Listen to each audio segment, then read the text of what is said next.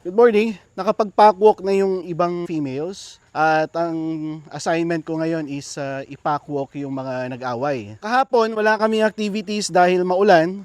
Sa umaga and yung hapon, syempre nagdinis na lang kami ng kennel. Kaya ngayon namin i-full blast yung activities namin. Yan, nakikita nyo sa paligid namin, naglalaro na yung mga ibang dogs. At yung mga dominant dogs, ito na no, when we say dominant dogs, ito yung mga may high energy dogs. They require extra time dahil kailangan nila mas mahabang time to exercise para ma-drain ang energy nila. At the same time, kailangan nila ng dominant energy ng tao kasi kung hindi, bubulihin ka nitong mga to. Lalo na to, si Turkey. Ito ang pinaka-instigador dito sa lahat ng to. Pag ito ay nag-fight mode, susunod na tong isa na to, si Pilipinas. And normally, ang kalaban nila ay ito, no? Si Lucy at si Six. Pag na-activate ito, ang hirap pigilin. Itong aso na to. Ang isa pa sa tinitingnan ko dito is meron ng malapit mag-hit na babae. Kaya yung estrogen level mataas. 'Di ba ang babaeng tao pag malapit ng mag-mens is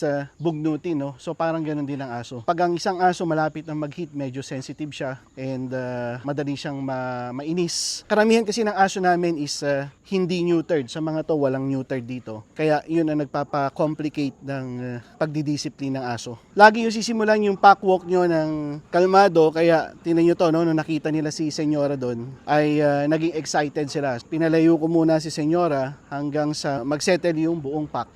Amoy-amoyan muna yan. Make sure na nakikita nyo yung bawat isa. Tinan nyo si Belle nakikiamoy. Poop bag, meron na, poop bag. Okay, brake stick, dyan na. Extra leash, wala kang extra leash. Hey! Ayan o, titripan o. So dapat pagbalik nila dito, hindi na sila ganito, hindi na sila excited at pagod sila. So I think we're settled. Pwede na tayo mag-walk.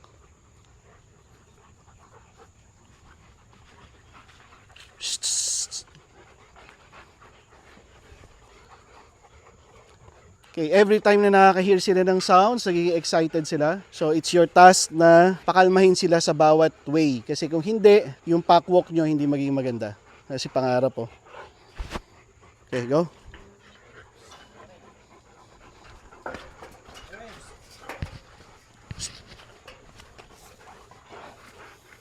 Okay.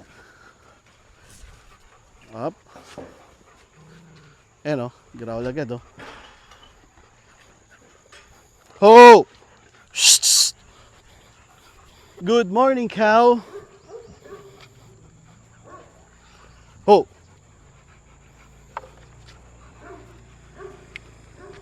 Let's go.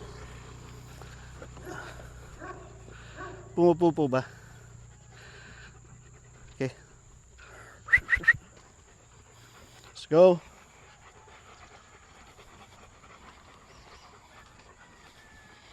Ito no, yung mga ganito na nagkakagitgitan sila, tapos nag-aamuyan, tapos nagbabanggaan. Magandang desensitization yon dahil nandito ka para masanay sila na sawayin, di ba? Kasi pag halimbawa may gulo dyan, pwede mo lang i-pop yung leash na ganun and bibehave sila.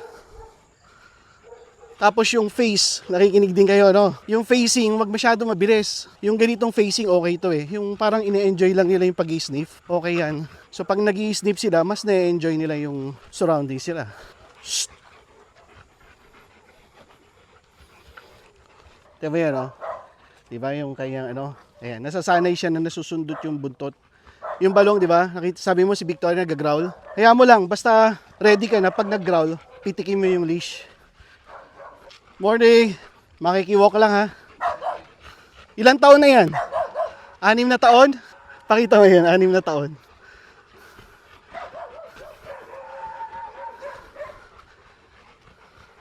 Sama ka, halika. Dadaling kita sa walk. Ikaw, sama ka din?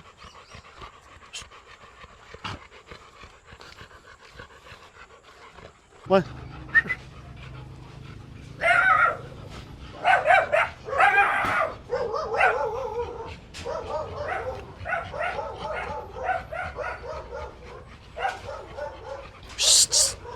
Hey! Natakot. May kinakatakutan ka pala, Turkey. Hey! Let's go, let's go. O yan, mga masiga kayo sa loob ng bahay. Takot din pala kayo. Morning ho. Bukas na lang. Oo.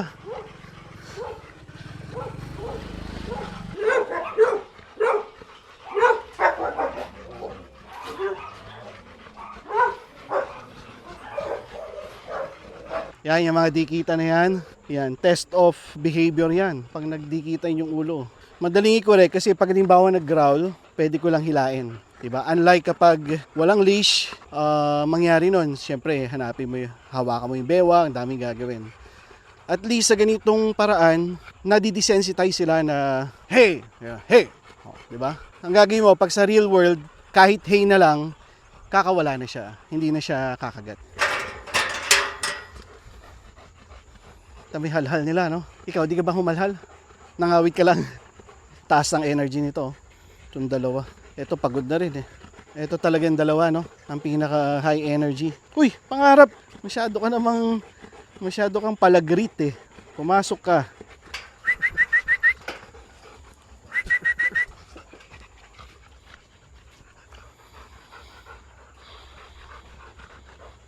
Ho!